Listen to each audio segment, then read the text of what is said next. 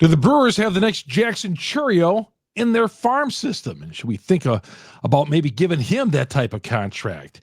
All that and what's going on with the Brewers here in the offseason. We'll check with JR Radcliffe from the Milwaukee Journal Sentinel. He covers the Brewers. That's next here on Locked On Brewer.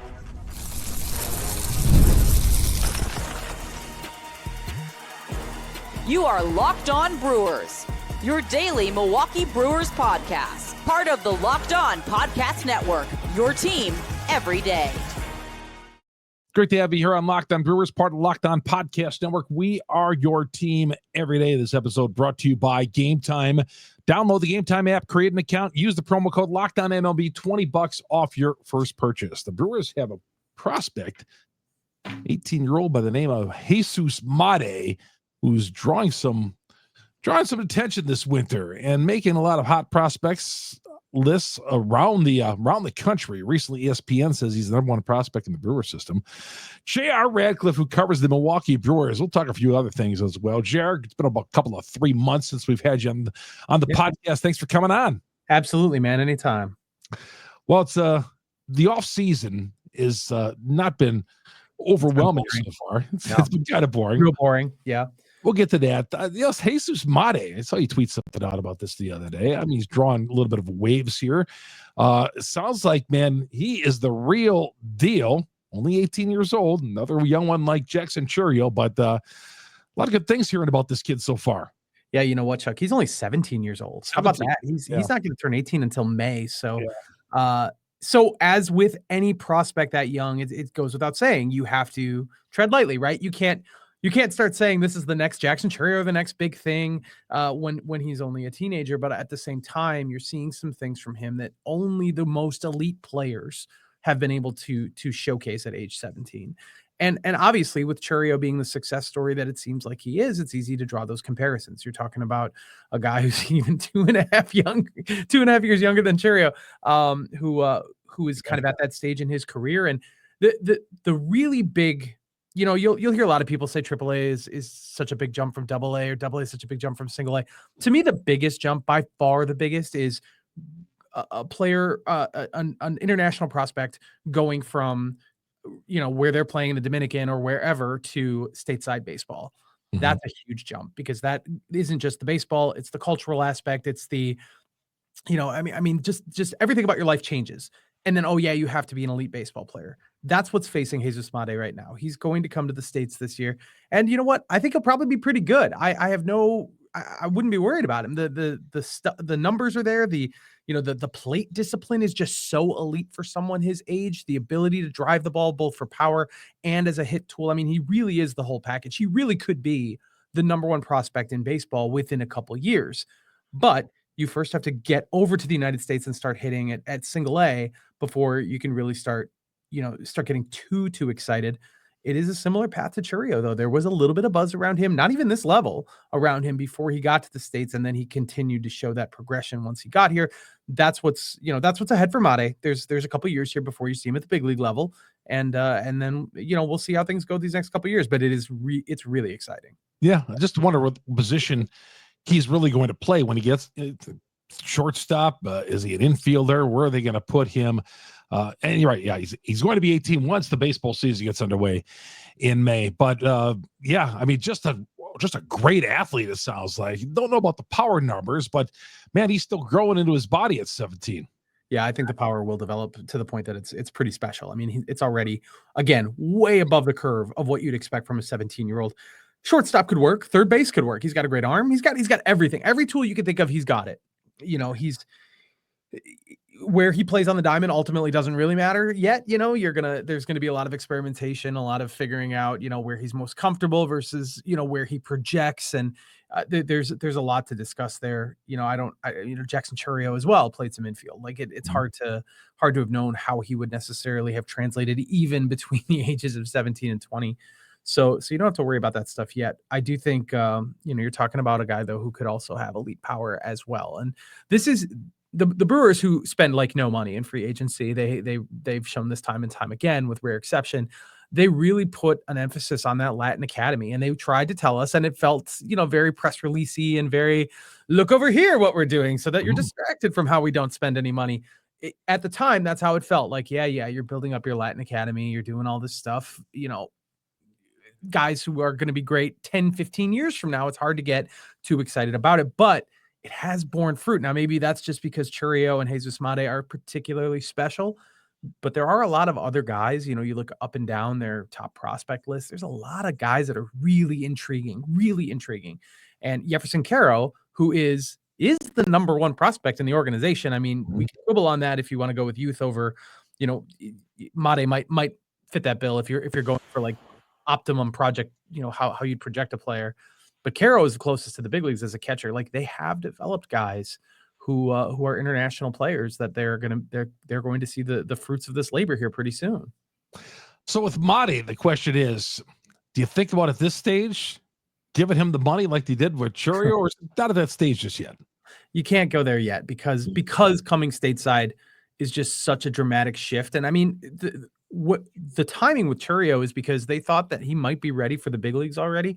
And so you put him in that deal knowing that he's going to be contributing right away. I mean, they don't need to be in a rush with Jesus Mate because they're a couple years away from him, even in the best case scenario, contributing to the big league team. So you wait until that guy is ready to be a big leaguer.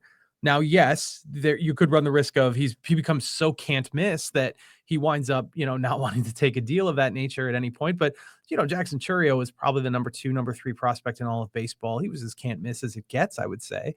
And they were still able to get a long-term deal with him before he set foot onto a baseball diamond. I do think that opportunity will be there if they want it.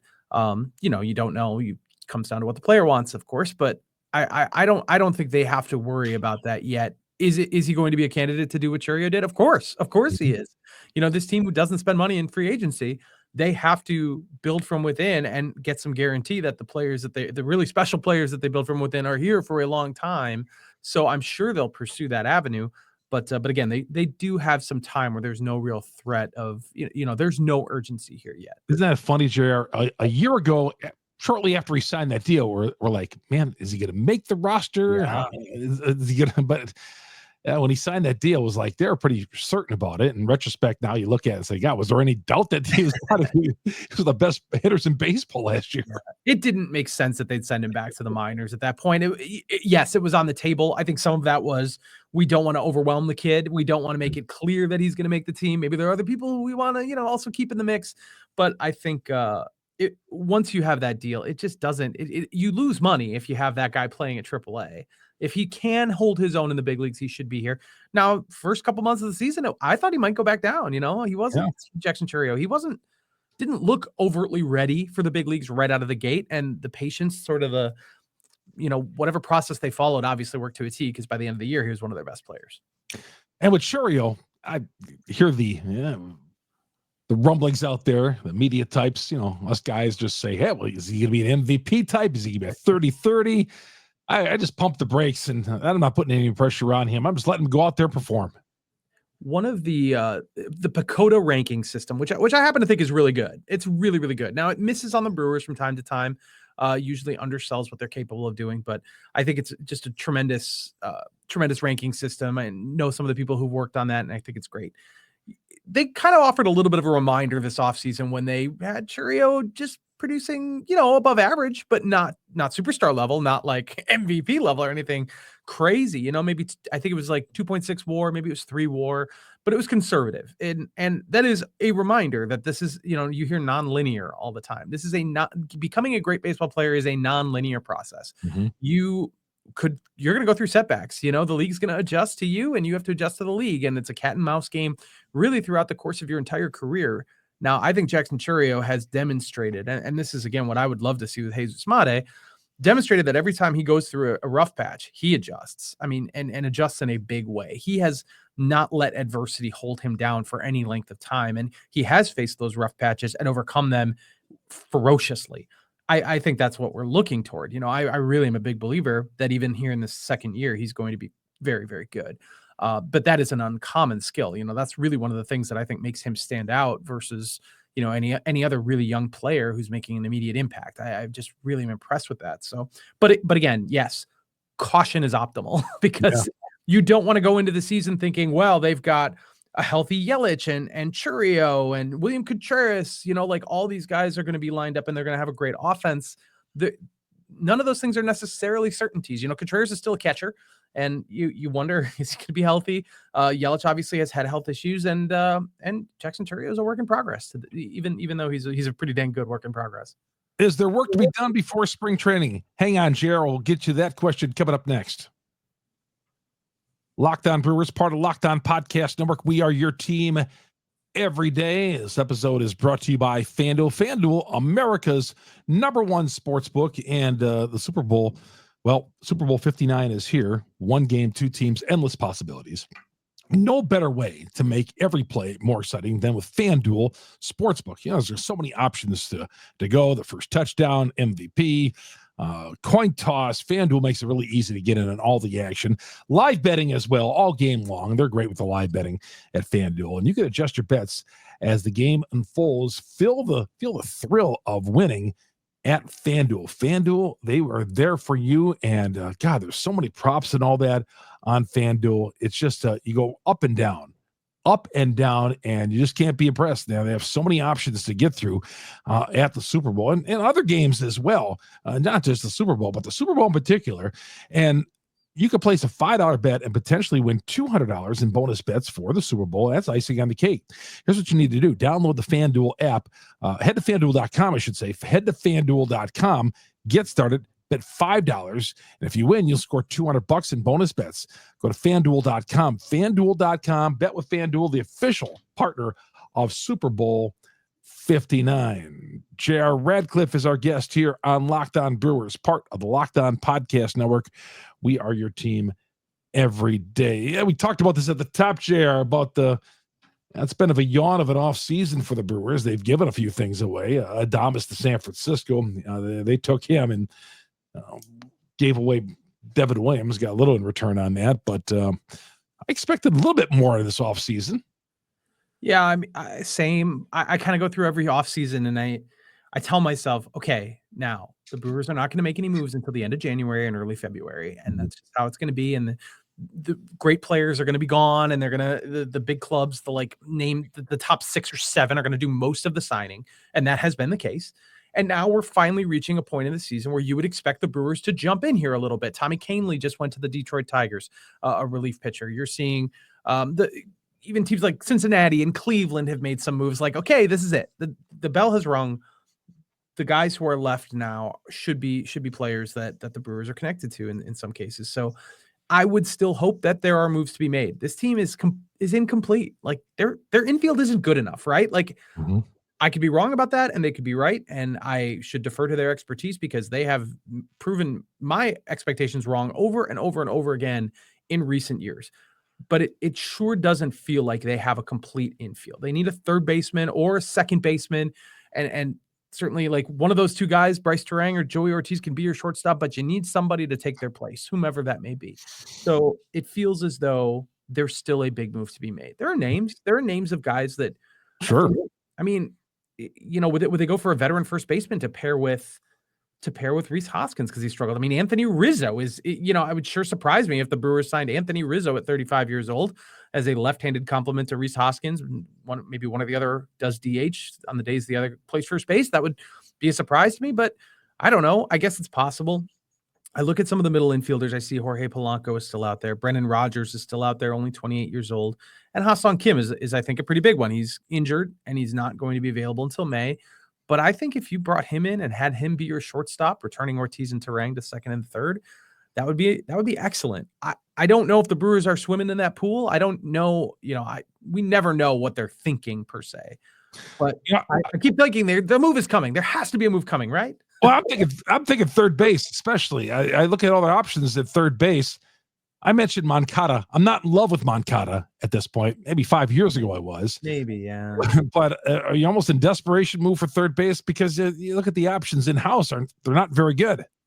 Yeah, I going into the offseason, I certainly would have said third base. We say Alex Bregman would be amazing, right? I mean, even now, yeah, Alex Bregman would obviously be like the gold standard of what they're looking for at third base.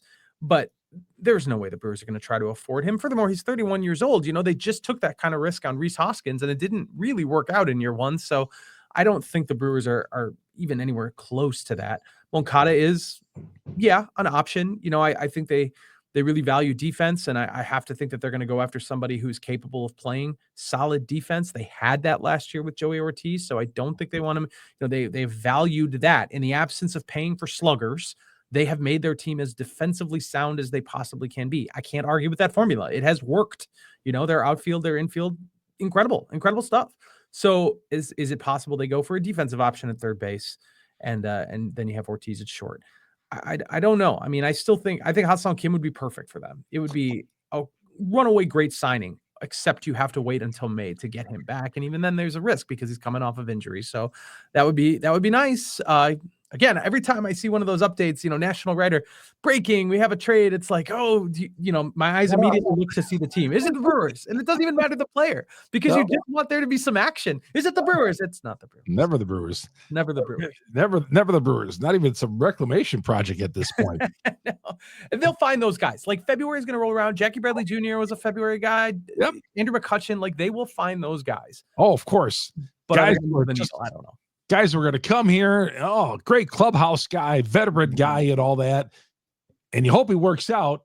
That's what the problem is with the Brewers. And I just think I don't want to be sitting here in June and July and thinking about, just trying to hold on in the seventh inning to a 2-1 lead and scoring the minimum amount of runs. I just worry about run production with these guys. I think that's fair. And think about the last few trade deadlines. At least every time that the Brewers don't make a lot of deals coming into the season, you're like, well, wait a minute, wait till the trade deadline. Well, have we seen what trade deadlines are they're not helping the Brewers. They're not helping most teams. Every now and then you strike gold, but it's not a situation where a great player gets, somebody puts a package together for a great player. It's because some random guy just got hot for 2 months, that they threw the right piece of spaghetti at the wall. So you're not seeing teams greatly improve themselves because every team thinks they're in it at the end of July. Every team has the Pirates thought they were in it at the end of July, and LOL, like they weren't even close by the end of the season. Like if teams like that aren't dealing players, not to say that the Pirates are going to do that every year, but they probably are. The Brewers aren't getting better there. They got to get better now. This is it. This is their window. And that's what they're trying to do by trading Devin Williams. And that helped them and it'll make them better. But in the absence of signing anybody else, you still feel like there's just a lot of work to do. Well, my fear is Mark Attanasio, well, let's face it, controls all this because everything runs through the owner of the team on this team. And I get it. He's paying the bills. But I'm wondering if he looks at, the 93 wins, Churio's going to get better, and this guy's going to get better, and Terang is going to get better, and we're going to be able to make up for that production. So let's try to run it back with what we had. Yeah, and I don't want to say unfortunately, but like they've gone down in payroll the last 2 years. I've said this a lot, and they've won more games each year, right? Like the last 3 years, they've progressively won more games. So how can you justify going out there and spending oodles of millions of dollars on a 31-year-old third baseman? Like that's a non-starter for them. Why would they do that? They've shown that they can do it otherwise. I think there's a breaking point. I do think at some point they're not going to win 95 games with this current roster. Probably not going to win 95 games with any roster. But then again, I would have never said they'd win 93 last year when they came into the season. I thought they were a 500 team at best.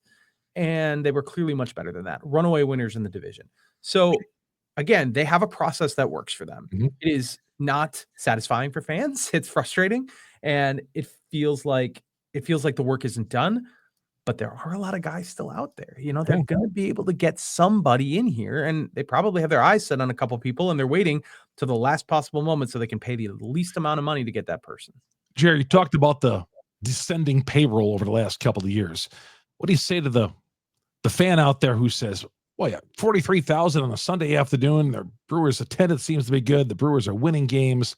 Why is the salary going down? How come I look over the fence there and the St. Louis Cardinals are spending about $50 million more a year than the Milwaukee Brewers? Well, the Cardinals aren't doing much work this offseason either. I would say not. No. There's always a lot of factors that go into payroll. The TV deal piece is huge, and the fact that these RSNs, these regional sports networks, have fallen apart. We don't really know the full impact on a team-to-team basis, how much that's hurting teams like the Milwaukee Brewers, but it's got to be hurting them. I'm shocked they didn't just let MLB distribute these games as they said they would do. MLB wants to do that for all their teams. They want to eliminate blackouts, and the Brewers went back to FanDuel / Bally / Diamond / Fox Sports Wisconsin, whatever you want to call it.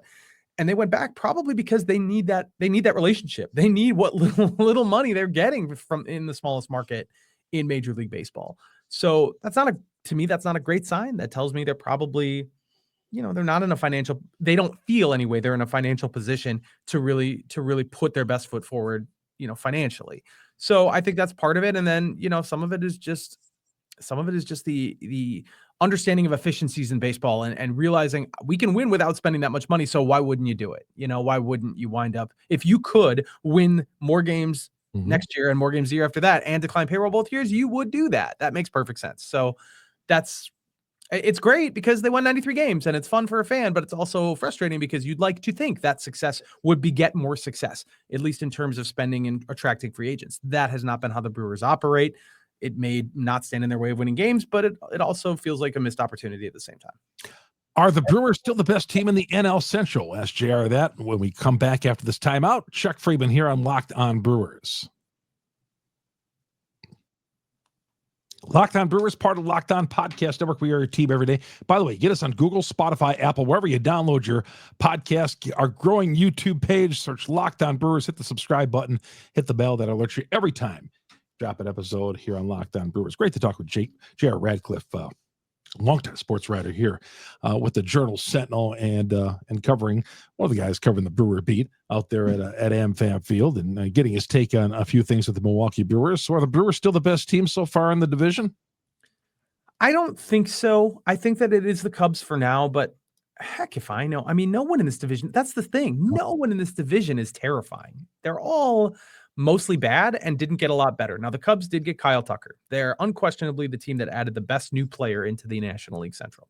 So I think that alone brings them closer to the Brewers. They've got some of the same questions Milwaukee does. They don't have a third baseman yet. I don't really think their bullpen isn't as good as Milwaukee's, at least in terms of proven guys. I think their rotation is better than Milwaukee's, but it's not markedly better than the Brewers. So I think they're probably pretty close, and projection systems will bear that out. They're pretty close teams. I would take the Cubs, but maybe that's just a pessimist in me who isn't trusting the Brewers process, because I would have taken another team last year too. The Cardinals haven't done anything. No, they are in the same boat, maybe financially, but certainly the proof is in the pudding that they just aren't doing anything. The Reds have done a little, and I really think their players are pretty exciting, and maybe the Reds sneak up on everybody and jump, take a big jump this year instead of just kind of going sideways like they did this past season with all those young players. That would not shock me. I feel like the Reds could mix it up again, a little bit this year. The Pirates are bad. They aren't doing anything either. So it's really between, in my mind right now, the Cubs, the Reds, the Brewers.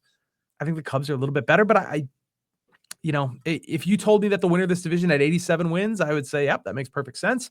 Probably came down to the wire the last week of the season, a couple teams in the mix. That would not shock me at all. Yeah, the Reds did sign Wade Miley to a minor league deal, and I got some messages on this today, JR. Yeah. But if it was a minor league deal, why didn't the Brewers do it? Yeah, he's going through the rehab. He's 38, 39 years old. Brewers have 7 guys vying for 5 pitching spots in that rotation.